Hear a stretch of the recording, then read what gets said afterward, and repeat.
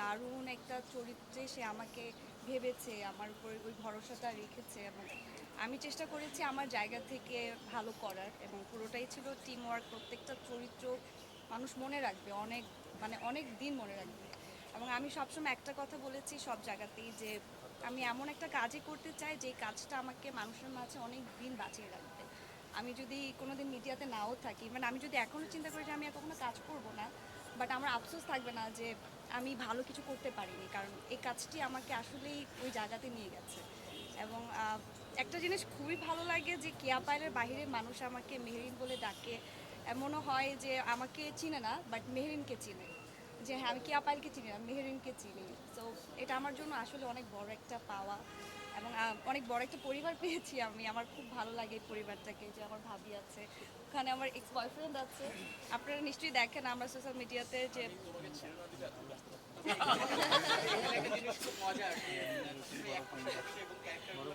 হ্যাঁ আমার আমার জামাই পিছনে আছে। সো আমার মায়ের সাথে আমার কেমিস্ট্রিটা দর্শক একভাবে প্রথমে নিয়েছে এবং পরে গিয়ে যে খুব দারুণভাবে। সো এই যে চরিত্রগুলোর পেছনে মানুষের যে অনুভূতি তৈরি হয়েছে সেটা আসলেই প্রাইসলেস।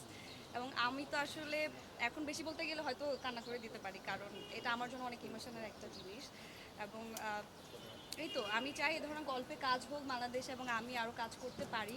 তো এটাই, এবং বাকিরা তো বলবেই।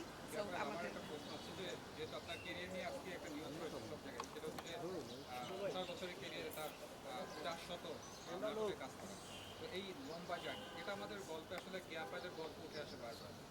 আমি তো জানতে চাই এই আপনার এই জার্নিতে আসলে পিক পয়েন্ট কী ছিল সব থেকে, মানে এই পুরাই জার্নিতে।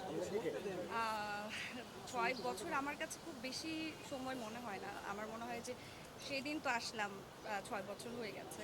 হ্যাঁ অনেক কাজ করেছি, এটা সত্যি। কাজ করতে ভালো লেগেছে এবং আমি খুব পরিশ্রমী, এটা আমি বিলিভ করি। আমি প্রচুর পরিশ্রম করতে পারি এবং আমি যখন চিন্তা করি যে এই কাজটি আমার করতে হবে, ভালো করে করতে হবে, তখন আমি ওটার পেছনে প্রচুর পরিমাণের হার্ডওয়ার্ক দিই এবং আমি চেষ্টা করি কাজটিকে ভালো করে করার। এবং ডেফিনেটলি আমার যারা সহশিল্পীরা ছিলেন, যে ডিরেক্টরদের কাছে আমি কাজটি করেছি, সবাই আমাকে হেল্প করেছে এবং অফকোর্স মানুষের ভালোবাসার কারণে আজকে এই জায়গায় আসতে পেরেছি। তো এই সব কিছু মিলিয়ে আজকে আসলে এতগুলো কাজ হয়ে গেছে।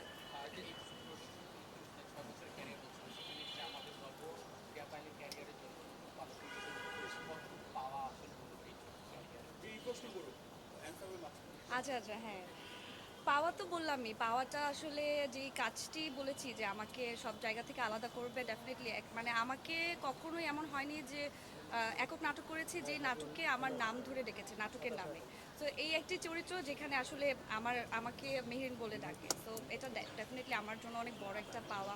আর আসলে নতুন করে বলার কিছু নেই, কারণ প্রত্যেকটি পর্বে যেভাবে আমরা সাড়া পাই এবং যেভাবে মানুষ আমাদের প্রত্যেকটা পর্বের জন্য ওয়েট করে থাকে, সো এটা মানুষই বুঝতে পারে যে অ্যাকচুয়ালি এটা কতটা ভালো যাচ্ছে। তো বলে বোঝাতে পারবো না এটার অনুভূতিটা। আর একটু কেয়া পাইলের বাকি, সেটা হচ্ছে যে আপনার ব্যথাতে দেখছি যে আজকে একটা বিয়ের সাজ, সবকিছু মিলিয়ে একটা খুব সুন্দর একটা